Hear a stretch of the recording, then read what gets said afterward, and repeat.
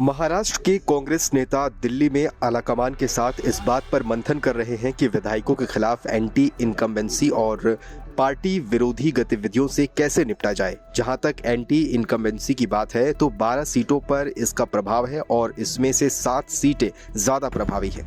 इसमें से कुछ सीटों की मांग शिवसेना, यूबीटी और एनसीपीएपी कर रहे हैं। उन सीटों की अदला बदली पर चर्चा होने की संभावना है जहां कांग्रेस विधायकों के खिलाफ एंटी इनकम्बेंसी ज्यादा है। कुछ कांग्रेस विधायकों पर 2 विधान परिषद चुनाव के दौरान क्रॉस वोटिंग करने का आरोप है, एक बार 2022 में और फिर 2024 में। वरिष्ठ कांग्रेस नेता चंद्रकांत हंडोरे 2022 में क्रॉस वोटिंग के कारण हार गए थे। हंडोरे वरिष्ठ कांग्रेस नेताओं के संपर्क में हैं ताकि ये सुनिश्चित किया जा सके कि क्रॉस वोटिंग करने वालों को इस बार टिकट नहीं मिले।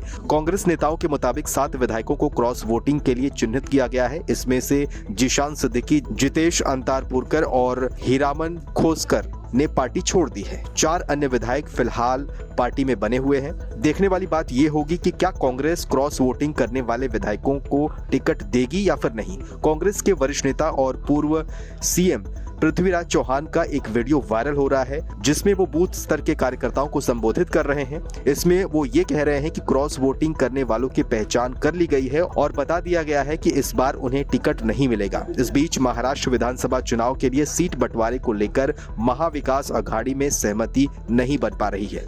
उद्धव ठाकरे के नेतृत्व वाली शिवसेना, यूबीटी और कांग्रेस कुछ सीटों को लेकर अड़ गई है। ट्राइडेंट होटल में 10 घंटे की मैराथन बैठक के बावजूद कोई समाधान नहीं निकल सका। गतिरोध इस कदर बढ़ गया है कि ठाकरे गुट के नेता महाराष्ट्र कांग्रेस नेताओं संग बातचीत करने की बजाय सीधा दिल्ली में आलाकमान से संपर्क कर रहे हैं। विवाद के केंद्र में विदर्भ, मुंबई और नासिक जैसे क्षेत्रों में महत्वपूर्ण सीटों का आवंटन है, जिसे नासिक पश्चिम सीट पर ठाकरे गुट सुधाकर वडगुजर की उम्मीदवारी पर जोर दे रहा है। हालांकि कांग्रेस अपना उम्मीदवार उतारने पर अड़ी हुई है। 19 अक्टूबर को देर रात हुई बैठक के दौरान स्थिति तब और बिगड़ गई जब कांग्रेस नेता नाना पटोले के नासिक पश्चिम सीट पर जोर देने के कारण शिवसेना, यूबीटी नेता संजय राउत मीटिंग से वॉकआउट कर गए। ये प्रकरण महाविकास अघाड़ी के भीतर बढ़ती खींचातानी का संकेत देता है। इसी तरह ठाकरे गुट के विदर्भ की 12 सीटों पर दावा किया गया है, जिसमें अरमोरी, चिमूर और रोमटेक जैसे प्रमुख निर्वाचन क्षेत्र शामिल हैं। विदर्भ की इन 12 सीटों पर